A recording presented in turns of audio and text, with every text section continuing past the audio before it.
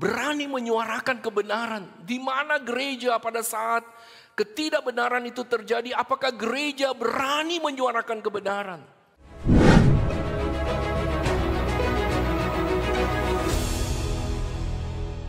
Bapak Ibu, ya tadi saya sudah katakan bahwa hari ini kita merayakan Hari Kemerdekaan Indonesia yang ke-80.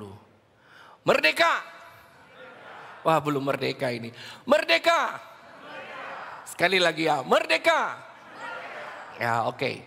Bapak Ibu, hari ini di seluruh Indonesia ya, kita semua dengan hati yang bersyukur atas anugerah kemerdekaan yang Tuhan telah berikan kepada bangsa ini.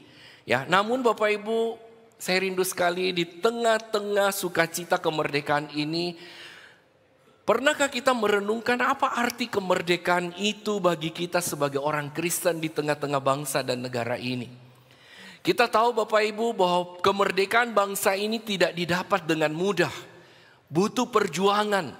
Di sana dikatakan ada darah-darah yang tercurah, bahkan ada air mata yang mengalir dari orang-orang yang hidup pada zaman kemerdekaan itu. Bapak Ibu, begitu pula dengan kemerdekaan rohani kita. Kemerdekaan kita dari dosa tidak didapat dengan mudah. Itu semua dibayar dengan harga yang sangat mahal, yaitu darah Kristus yang tercurah di Golgota. Oleh sebab itu tema yang diangkat di hari ini adalah dari Golgota ke Indonesia. Namun Bapak Ibu, setelah Golgota apa yang terjadi? Saya mau mengatakan bahwa Bapak Ibu, salib bukan akhir dari segalanya. Justru Golgota adalah sebuah misi baru. Di Golgota bukan hanya kita mendapatkan status atau identitas baru dari hamba dosa, dengan pengorbanan Kristus di atas kayu salib kita mendapat status yang baru sebagai hamba kebenaran. Dari budak dosa dimerdekakan di Golgota melalui pengorbanan Kristus, kita menjadi anak-anak Allah. Dulunya kita adalah musuh Allah, tetapi melalui pengorbanan Kristus di atas kayu salib di Golgota itu, kita menjadi anak-anak Allah. Kita diperdamaikan dengan Allah, kita mendapatkan status yang baru, namun di satu sisi yang lain kita juga mendapatkan misi yang baru. Dulunya kita hidup untuk diri kita sendiri, tetapi setelah kita diselamatkan oleh Tuhan melalui pengorbanan Kristus di bukit Golgota itu, kita memiliki misi yang baru, yaitu hidup untuk Tuhan. Ya, nah Bapak Ibu yang saya kasih di dalam Tuhan, Golgota adalah awal dari sebuah misi baru, yakni sebuah panggilan untuk meneruskan kasih-Nya. Ya.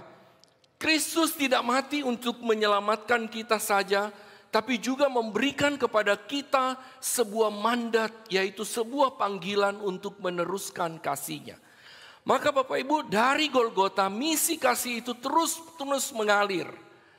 2000 tahun yang lalu peristiwa itu bukan berakhir di sana, tapi misi itu terus berjalan hingga kita 2000 tahun kemudian pada saat ini di tempat ini. Ya. Pertanyaannya bagi kita adalah Bapak Ibu, sudahkah kita gereja di Indonesia menjadi perpanjangan tangan Kristus? Ataukah selama ini kita sibuk dengan kegiatan internal kita, hingga dunia di luar sana tidak lagi merasakan kehadiran kita sebagai gereja di tengah-tengah bangsa dan negara ini? Bapak Ibu, mari pada saat ini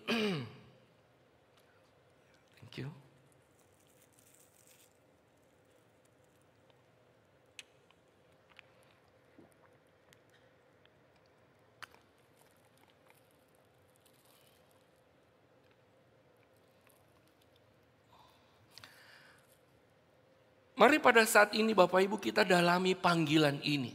Dari Golgota ke Indonesia. Hari ini saya mau mengajak kita memikirkan ada 3 panggilan Tuhan bagi kita melalui tema dari Golgota ke Indonesia. Panggilan pertama adalah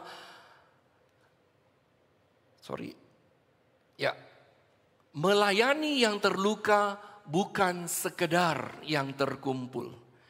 Bapak Ibu, Tuhan Yesus datang ke dunia ini bukan untuk dilayani, melainkan untuk melayani. Makanya kita melihat misi Kristus, ya, dikatakan bukan hanya gathering rohani di Yerusalem, yaitu mengumpulkan orang-orang suci dalam satu ruangan. Tetapi di sini bagian Alkitab kita melihat nanti bagaimana misi atau pelayanan Kristus itu menyentuh realita kehidupan. Kristus menjangkau mereka yang terluka, terpinggirkan dan terbuang. Dan kita melihat Bapak Ibu sebagai blueprint dari pelayanan Tuhan Yesus, yaitu terdapat di dalam Lukas pasal yang keempat ayat 18 sampai 19. Mari kita baca bersama-sama. 1, 2, 3. Roh Tuhan ada padaku, oleh sebab Dia telah mengurapi aku untuk menyampaikan kabar baik kepada orang-orang miskin. Dan Ia telah mengutus aku untuk memberitakan pembebasan kepada orang-orang tertawan dan penglihatan bagi orang-orang buta, untuk membebaskan orang-orang tertindas. Bapak Ibu, perhatikan apa yang menjadi misi dari Tuhan Yesus dalam bagian ini.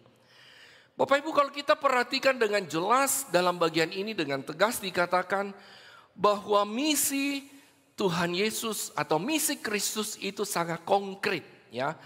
Bukan hanya sekedar khotbah yang indah, tetapi tindakan yang nyata.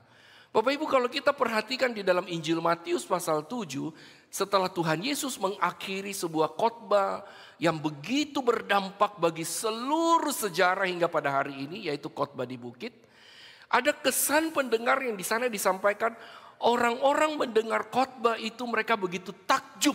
Tapi saya mau katakan Bapak Ibu, bukan hanya sekedar khotbah yang indah, tetapi khotbah Tuhan Yesus adalah sesuatu yang berkuasa. Kenapa Bapak Ibu? Bukan hanya kata-kata yang disampaikan, tapi kata-kata itu diwujudkan di dalam kehidupannya sehari-hari. Bapak Ibu, saya teringat sekali, suatu hari teman saya berbicara kepada saya, dia mengatakan dia sangat diberkati di dalam pelayanannya pada hari itu. Apa yang terjadi Bapak Ibu?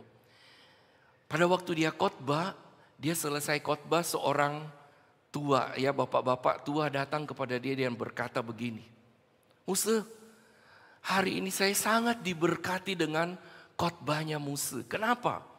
Ternyata dia mengatakan, Bapak Ibu, saya mengenal Muse dan saya mendengar khotbah Muse hari ini. Yang membuat saya sangat terkesan bukan khotbah Muse yang indah, tapi saya melihat apa yang Muse khotbahkan, Muse itu sudah melakukan dalam hidup sehari-hari. Sehingga saya mau mengatakan bahwa hari ini saya sungguh-sungguh diberkati karena Muse bukan hanya berkhotbah, tapi Muse sudah melakukan apa yang Muse khotbahkan di dalam hidup sehari-hari dari Muse. Saudara, waktu saya mendengar kesaksian teman saya itu juga mengingatkan saya, kami sebagai hamba-hamba Tuhan, atau kita sebagai orang Kristen.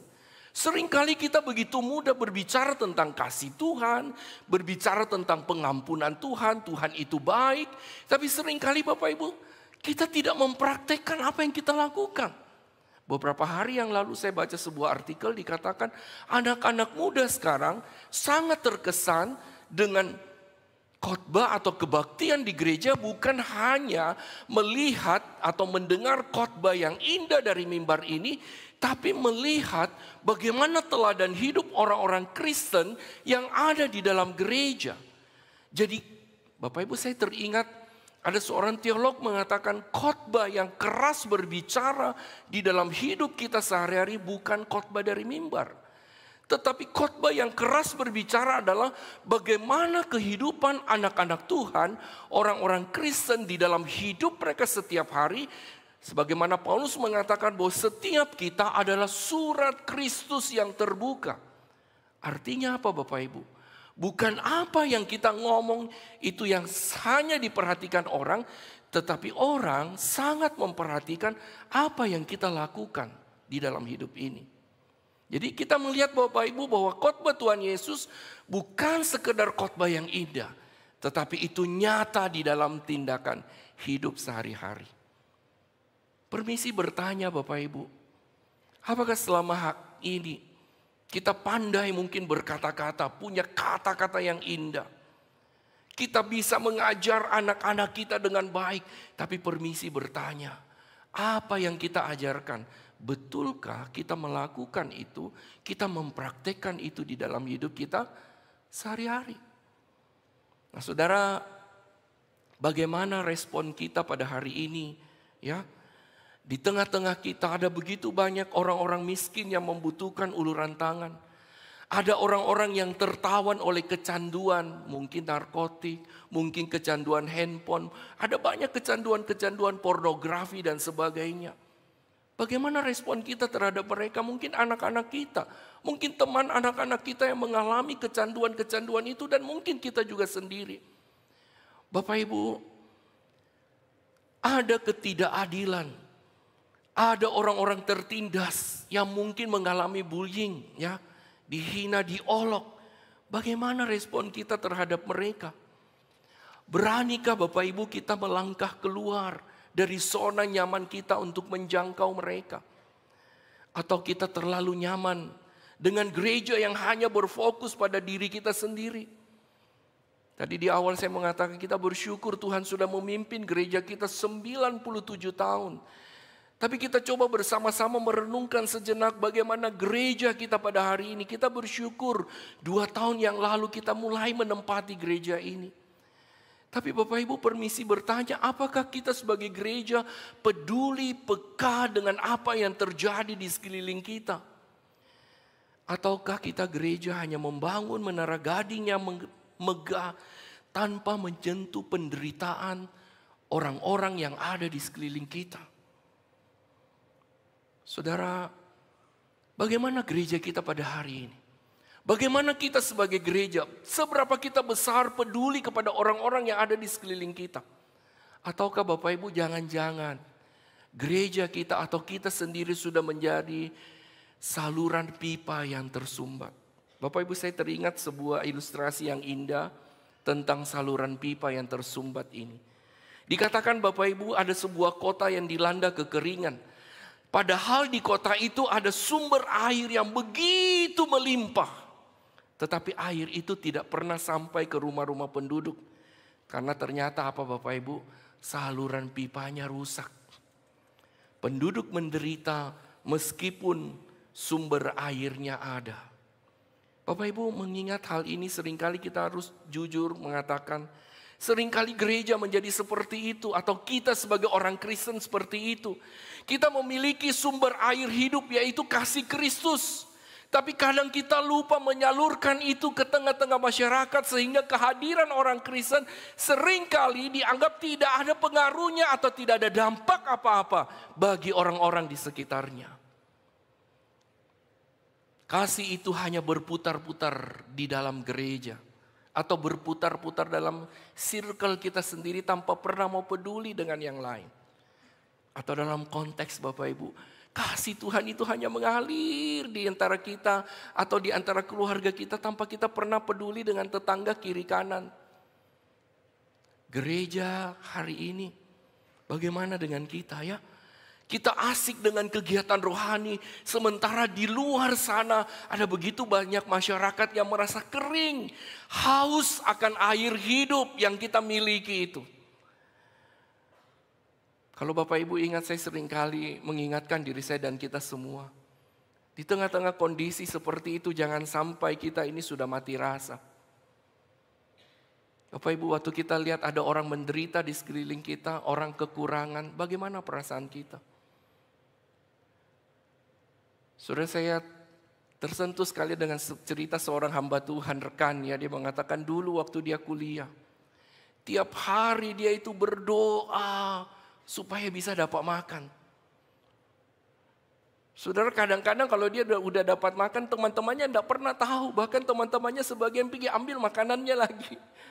Saudara, saya mau tanya kita hari ini, kita hidup di tengah-tengah yang masih makin sulit. Kalau kita lihat ada orang, kita dengar, kita bahkan ada di tengah-tengah mereka. Di lingkungan sekolah, di kampus. Ya, Atau mungkin Bapak Ibu, saudara-saudari di lingkungan pekerjaan kita. Atau jangan-jangan Bapak Ibu coba lihat kiri kanannya. Jangan-jangan kita tidak pernah peduli dengan orang-orang yang di samping kiri kanan kita. Kita datang ke gereja, kita duduk dengar doa, setelah itu dadah, ya. Nah Bapak Ibu, jangan sampai kita sudah mati rasa. Kita tidak pernah lagi peka dan peduli dengan lingkungan di sekitar kita. Saudara, pandemi saya melihat banyak orang mulai berbelas kasihan, puji Tuhan. Permisi bertanya setelah pandemi, apakah belas kasihan yang Tuhan berikan bagi kita waktu pandemi itu tetap masih ada? Atau jangan-jangan itu sudah hanya sekedar cerita yang sudah lewat?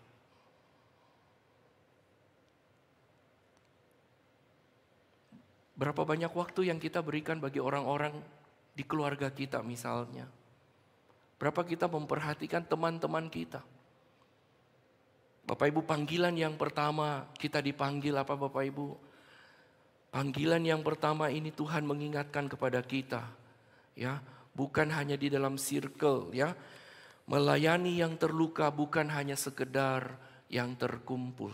Itu yang pertama. Panggilan yang kedua dari Golgota ke Indonesia yaitu panggilan menjadi garam dan terang, bukan sekedar penonton.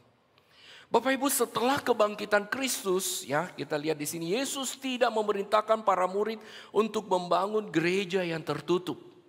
Sebaliknya dia memerintahkan mereka untuk menjadi garam dan terang dunia.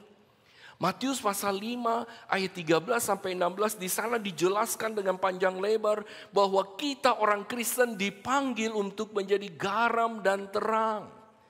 Apa fungsi garam Bapak Ibu? Garam itu artinya memberi rasa dan mencegah kebusukan. Demikianlah gereja, demikianlah setiap kita sebagai gereja, kita dipanggil untuk memberi rasa kasih Kristus di tengah-tengah masyarakat yang sudah tawar akan kasih. Tadi saya katakan di sekeliling kita ada banyak orang yang kecanduan. Ada banyak orang yang mengalami kemiskinan. Bukan hanya kemiskinan secara finansial. Mungkin ada banyak orang mengalami kemiskinan secara relasi. Kemiskinan ditelantarkan. Tidak punya siapa-siapa, tapi seberapa kita peduli dan peka sama mereka. Ingat, kita dipanggil menjadi garam. Memberi rasa kepada mereka. Dan mencegah kebusukan yang diakibatkan oleh ketidakjujuran, korupsi, dan kebencian. Kemudian kita juga dipanggil sebagai terang. Apa fungsi terang Bapak Ibu? Terang menerangi kegelapan. Jadi saya katakan kegelapan di Indonesia itu banyak. Di antaranya kegelapan karena kemiskinan. Bapak Ibu pernah memperhatikan ada banyak orang, khususnya orang-orang tua, mungkin berkelimang secara materi, tapi mereka merasa begitu kesepian.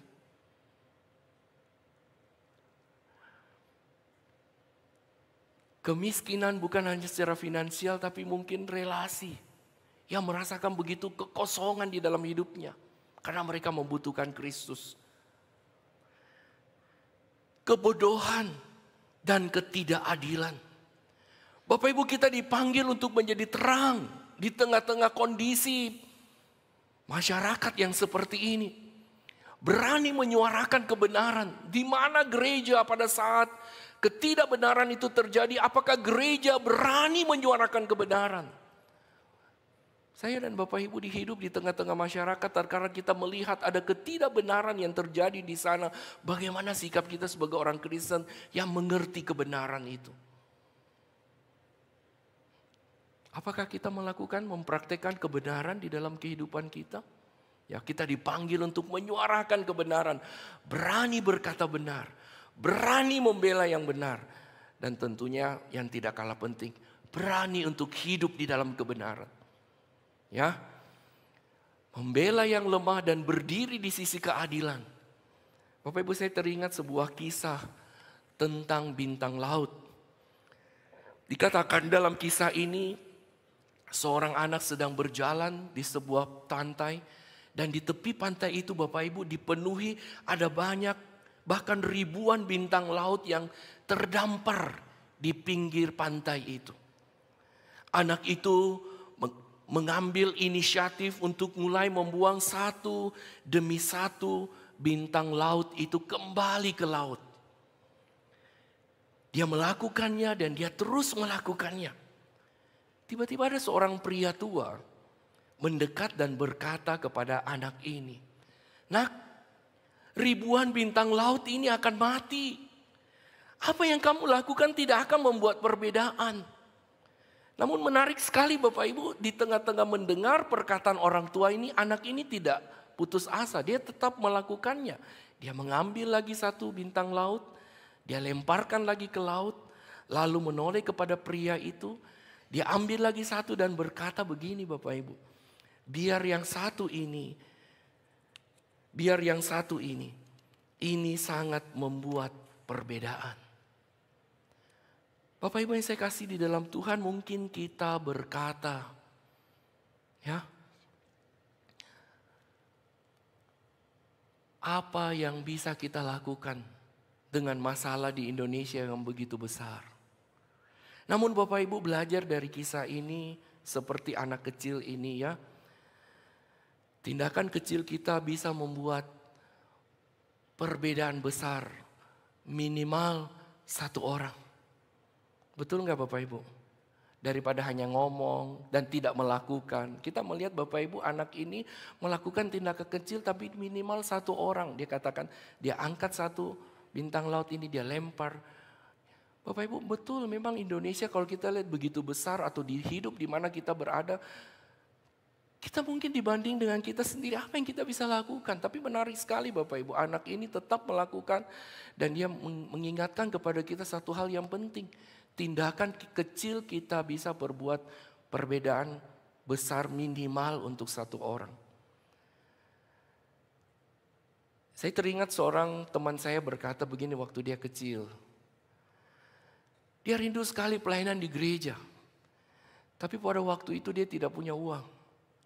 Gereja mengumumkan dia harus membeli seragam untuk paduan suara. Dan pada waktu itu dia hanya bisa berdoa kepada Tuhan.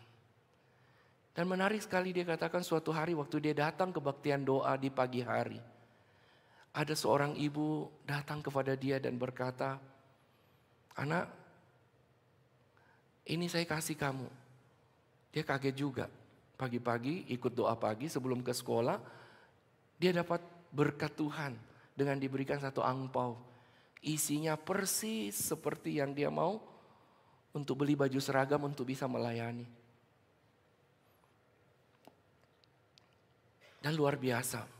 Momen itu makin menguatkan dia untuk ikut Tuhan. Walaupun dia bukan dari keluarga Kristen. Tapi hari itu dia belajar satu hal. Permintaannya sekecil apapun Tuhan akan penuhi. Dan Tuhan pakai seorang ibu yang sederhana untuk menolong dia, menguatkan dia. Bapak Ibu itu mengingatkan saya kembali tentang hal itu, dia menceritakan. Itu menguatkan. Bahwa Tuhan begitu memperhatikan bagian yang terkecil dalam hidup kita. Bapak Ibu kalau ingat di Alkitab mujizat 5.000 orang makan, laki-laki belum termasuk apa? Wanita dan anak-anak itu tentang apa? Seorang anak kecil yang membawa 5 roti 2 ikan. Bisa memberi makan 5.000 orang laki-laki belum termasuk perempuan dan anak-anak. Bapak Ibu, saya teringat juga ya di saat ya kami mahasiswa sampai hari ini Bapak Ibu bersyukur kami diberi kesempatan untuk boleh membiayai studi atau sekolah anak-anak di pedesaan. Kami mengumpulkan persembahan syukur, perpuluhan kami ke satu tempat ya namanya iota. Dalam bahasanya artinya satu titik. Kami tahu bahwa kami punya kemampuan itu kecil. Tapi bersyukur melalui iota ini setiap bulan kami bisa melalui iota ini membiayai lebih dari awal-awal hanya berapa puluh anak. Terakhir bersyukur Tuhan terus memakai lebih dari 400 anak di pedesaan. Luar biasa.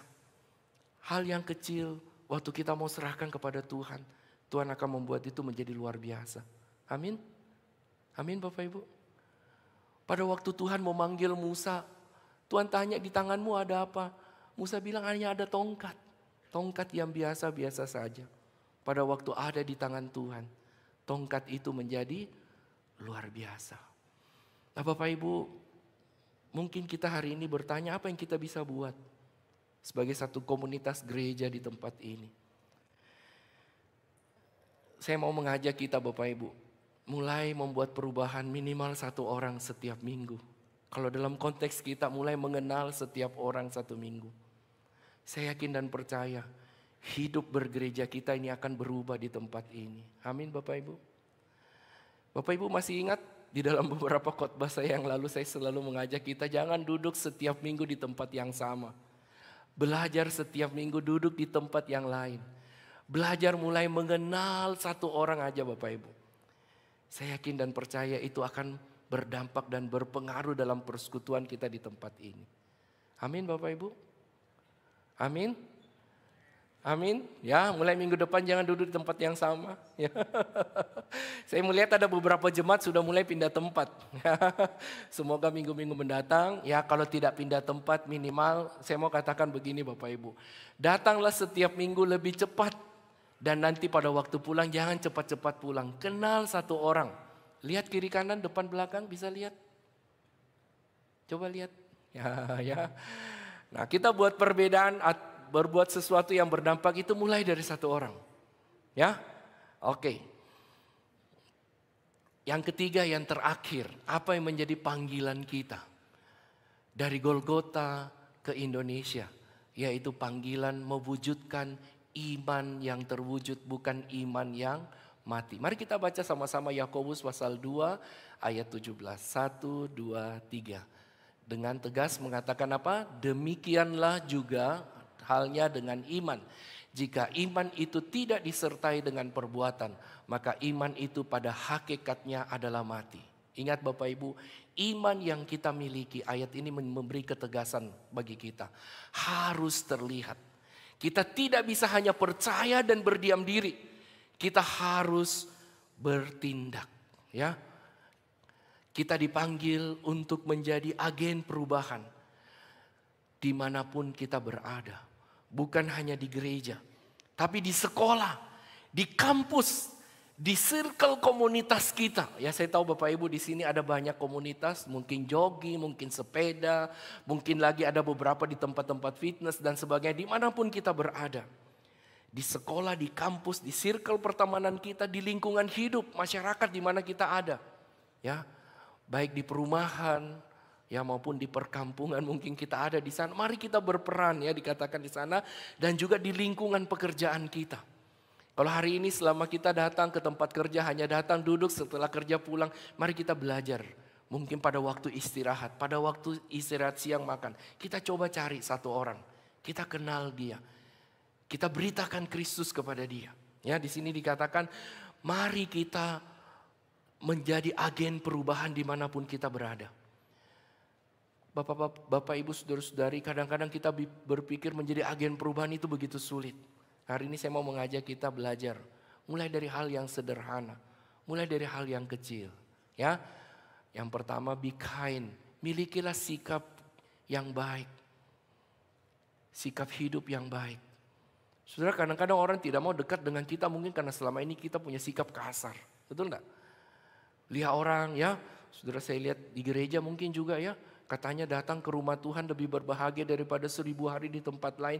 Tapi mukanya muka kates, pepaya. Bukan muka sangkis. Ya, bukan senyum-senyum. Ya, betul enggak? Coba lihat kiri kanannya. Jangan-jangan kita datang di sini seringkali ada satu istilah namanya muka tembok, datar. Coba lihat kiri kanannya. Ada senyuman. Ya kira-kira gitu ya. Jadi Bapak Ibu dikatakan kita dipanggil memiliki sikap yang baik. Kita bisa menjadi agen perubahan dengan menjadi teman yang baik. Menjadi terang di tengah-tengah kegelapan dunia ini. Ada satu quote yang menarik di sini dikatakan iman bukan hanya apa yang kamu percaya. Tetapi itu juga berbicara apa yang kamu lakukan. Bapak Ibu, mari sejenak kita menoleh ke kiri dan ke kanan. Lihat orang-orang di samping kita. Mereka adalah saudara-saudara kita di dalam Kristus. Kemudian pikirkan ada satu hal konkret yang kita bisa lakukan untuk dia.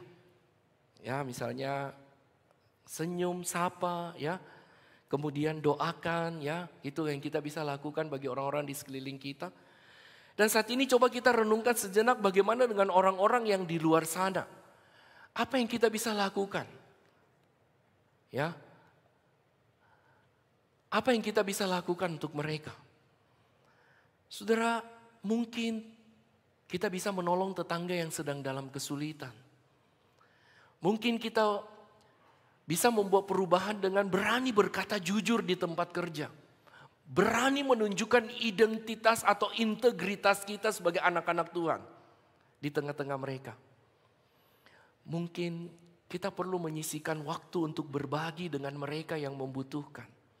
Bukan hanya sekedar uang, tapi bisa berbagi waktu dan berbagi kisah hidup dengan mereka. Mari sejenak kita merenungkan hal ini. Dan saya rindu Bapak Ibu, kita boleh melakukannya setelah kita kembali dari tempat ini. Bapak Ibu yang saya kasih di dalam Tuhan, panggilan dari Golgota adalah sebuah estafet. Kristus telah memulai perlombaan itu dan dia menyerahkan tongkat estafet itu kepada kita pada saat ini. Tongkat itu adalah kasih, pelayanan, dan keadilan.